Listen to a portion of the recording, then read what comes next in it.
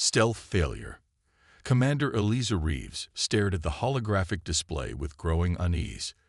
The experimental stealth vessel, Phantom, had been designed for one purpose only: to observe without being observed. Humanity had achieved faster-than-light travel just 5 years ago, and the Phantom represented Earth's cautious first steps into galactic reconnaissance. "Status report," she demanded, her voice steady despite the growing knot in her stomach.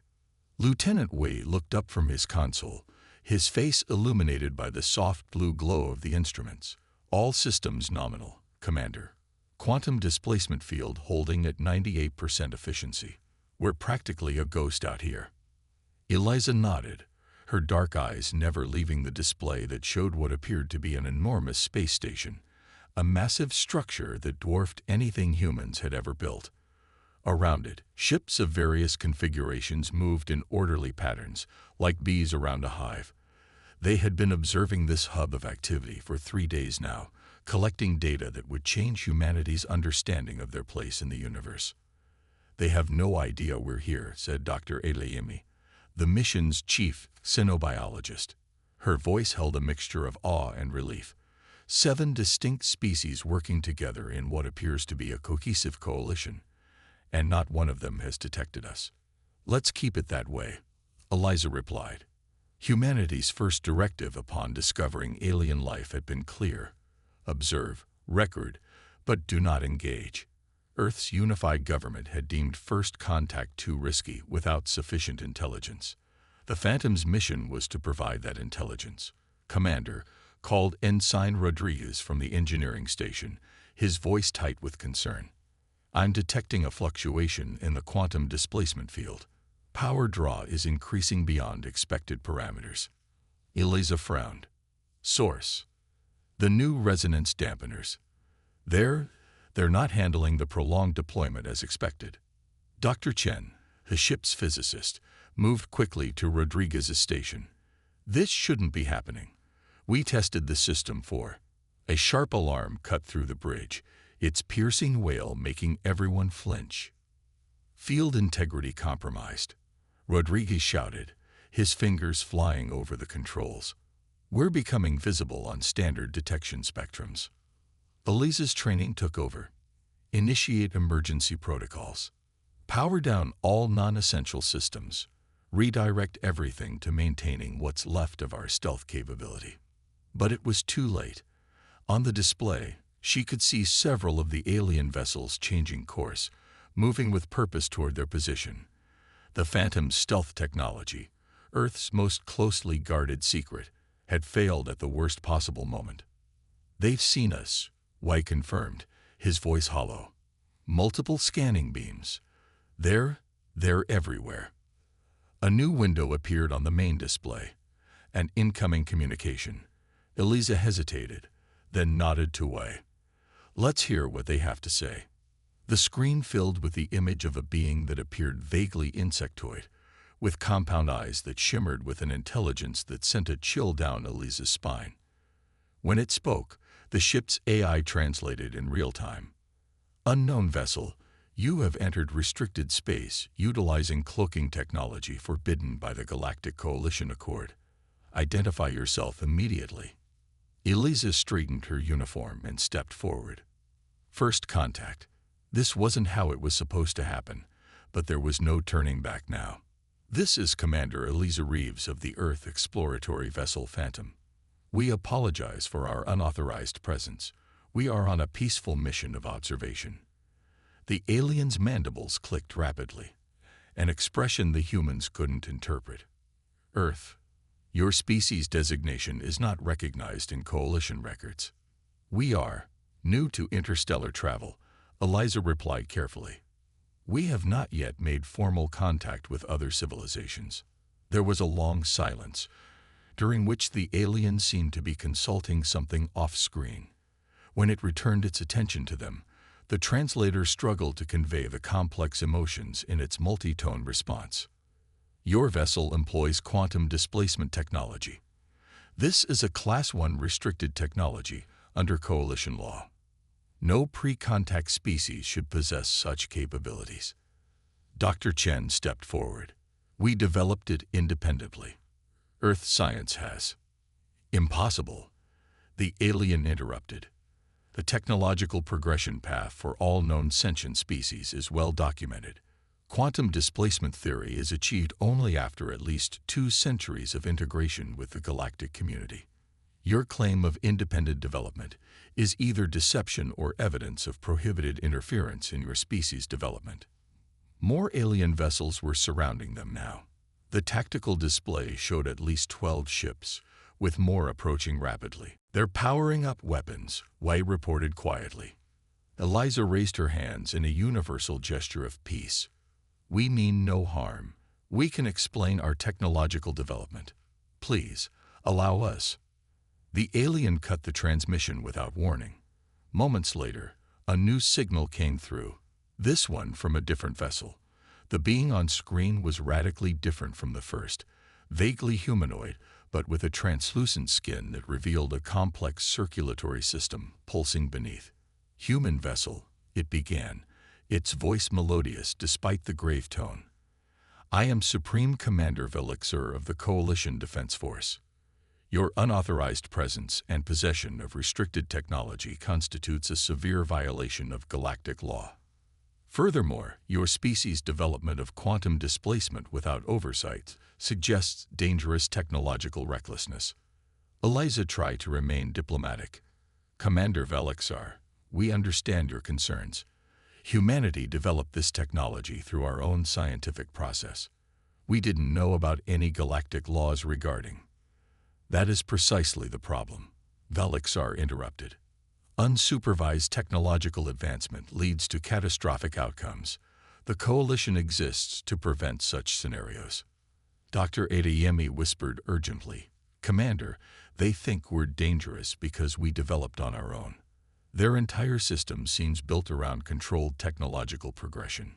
Eliza understood the implications immediately.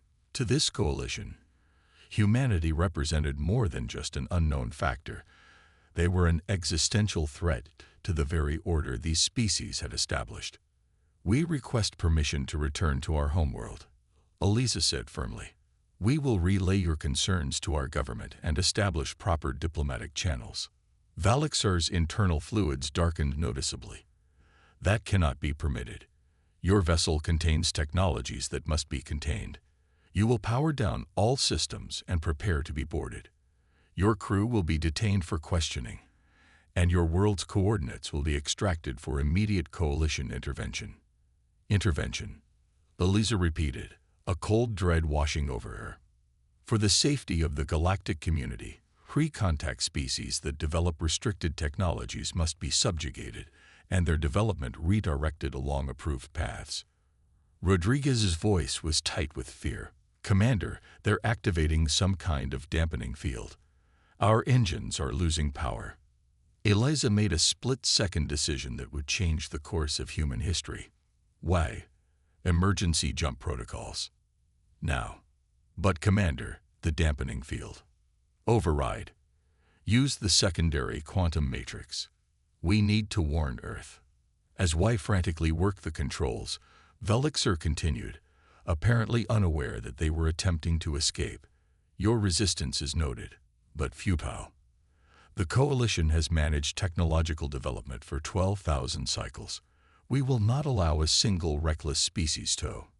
"Jump initiating," Wei shouted. The Phantom shuddered as its experimental drive fought against the alien dampening field.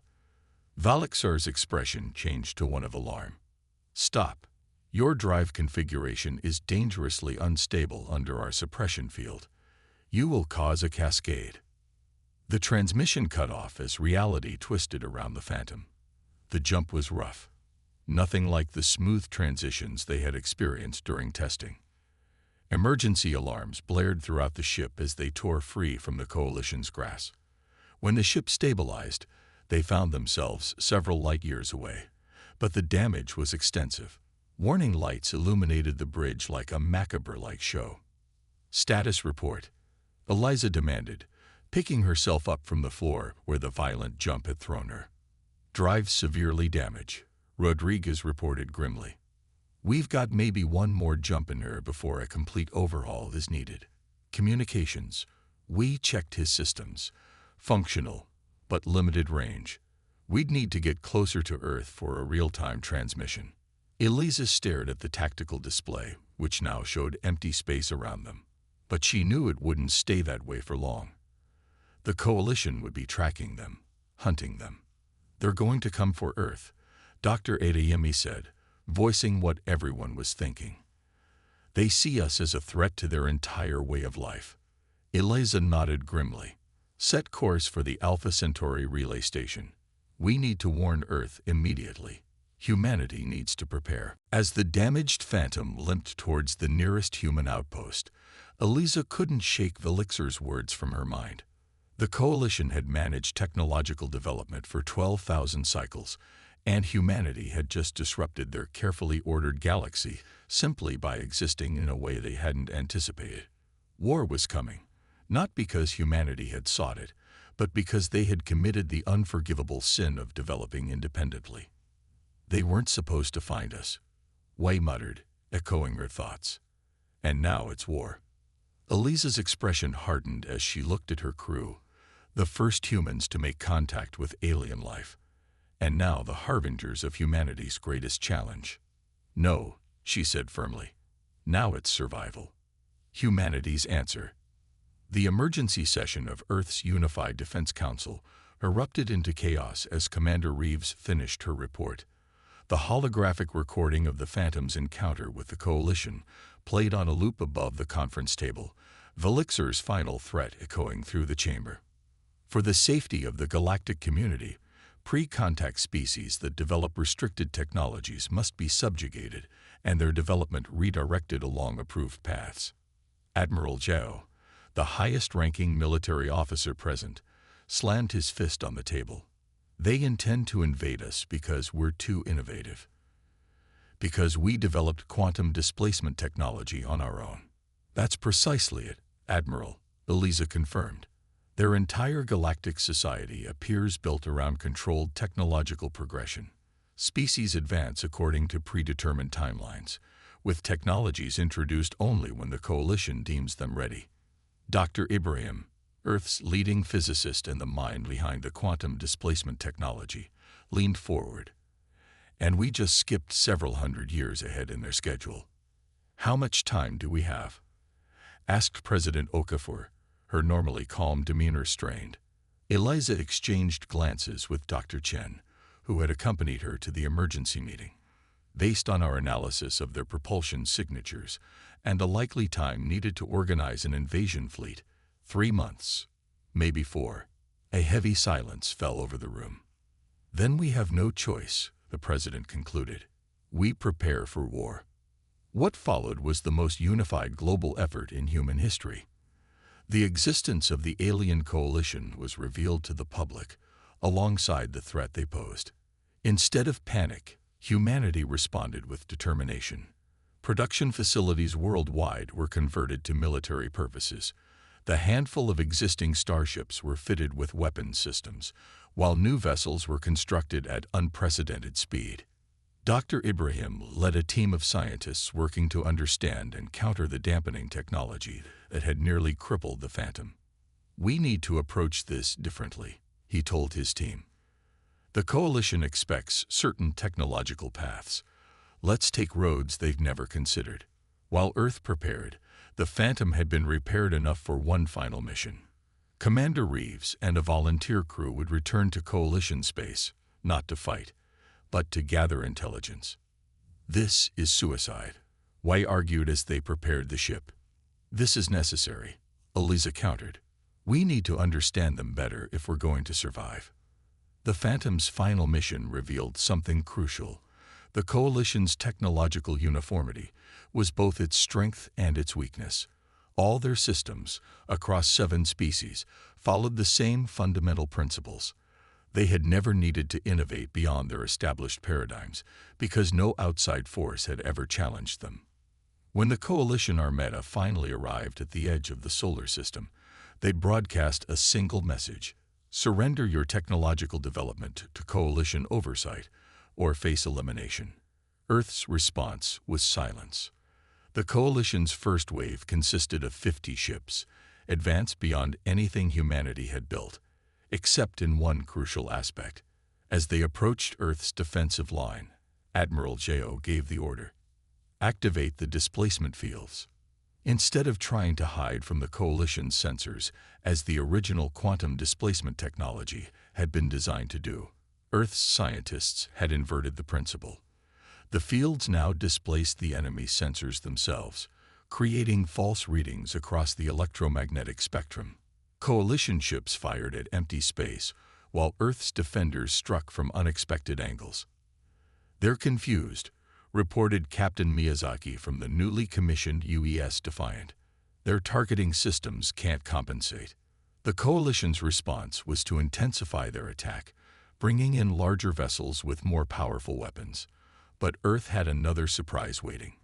Dr. Ibrahim's team had developed what they called asynchronous phase shields, a defense system that operated on principles the coalition had never explored. Their weapons are designed to counter shields that function according to their technological paradigm, Ibrahim had explained to the Defense Council.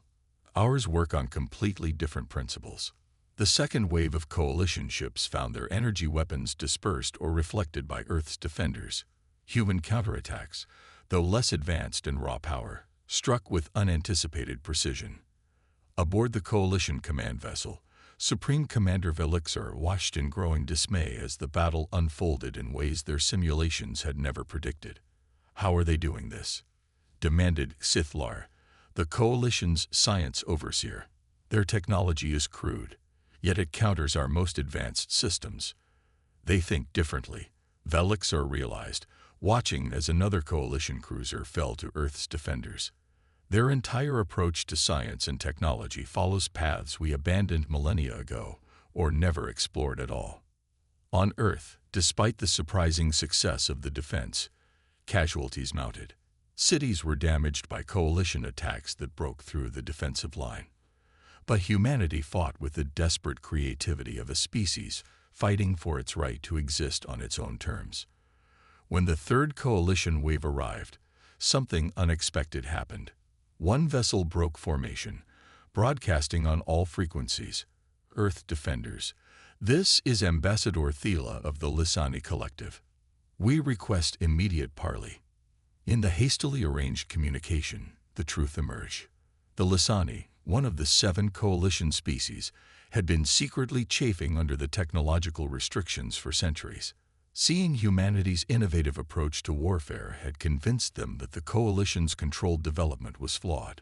"Your species has accomplished in decades what the coalition deemed impossible without centuries of guided development," Ambassador Thela told President Okafor. "There are those among us who believe this proves the fundamental error in the coalition's approach. What had begun as an existential threat to humanity evolved into a complex diplomatic dance. The coalition, faced with unexpectedly effective resistance and growing dissent within its ranks, offered a conditional ceasefire. 6 months after the first shots were fired, Commander Eliza Reeves found herself once again face-to-face with Supreme Commander Velixar, this time across a negotiation table on the neutral ground of Earth's lunar colony. "Your species remains dangerous," Velixar stated, internal fluids pulsing with emotion. "Your technological development follows no predictable pattern. You solve problems in ways our models cannot anticipate. That's precisely why we deserve to determine our own path," Eliza countered. "Diversity of approach leads to innovation. Your coalition has stagnated because it only permits one way of thinking." Ambassador Thela, representing the growing faction of coalition dissidents, nodded in agreement. "We have much to learn from each other. The humans have reminded us of what we lost in our pursuit of orderly progress." The negotiations were long and fraught with tension, but eventually a framework emerged. Earth would share some of its unique technological approaches while gaining access to the coalition's vast knowledge base. Humanity would not be subjugated, but would join the galactic community as equals, with special dispensation to continue its independent research under limited oversight. As the diplomatic teams finalized the details, Eliza found a moment alone with Velixar. "You never truly wanted war, did you?" she asked. Valixer's translucent skin rippled. "We have maintained peace across thousands of worlds for 12 millennia. War is inefficient, disruptive. Sometimes disruption is necessary for growth," Eliza suggested. "Perhaps," Valixer conceded, in what seemed like a monumental admission. "Your species has certainly disrupted the galaxy. The consequences will unfold for centuries to come." As Eliza looked through the viewport at Earth shining in the distance, she reflected on how close humanity had come to subjugation or extinction, all because they had developed in ways no one expected. Their greatest vulnerability had become their greatest strength. They were never supposed to be found by the galactic community, not yet. They were never supposed to develop quantum displacement technology on their own. They weren't supposed to resist a force as powerful as the Coalition. But humans, as the galaxy was learning, rarely did what they were supposed to do. And now, instead of war, a new chapter in galactic history was beginning, one where humanity's unique perspective would help shape the future of interstellar civilization. "We weren't supposed to find you either," Eliza told Valixer with a smile. "But here we are. I think the galaxy will be better for it."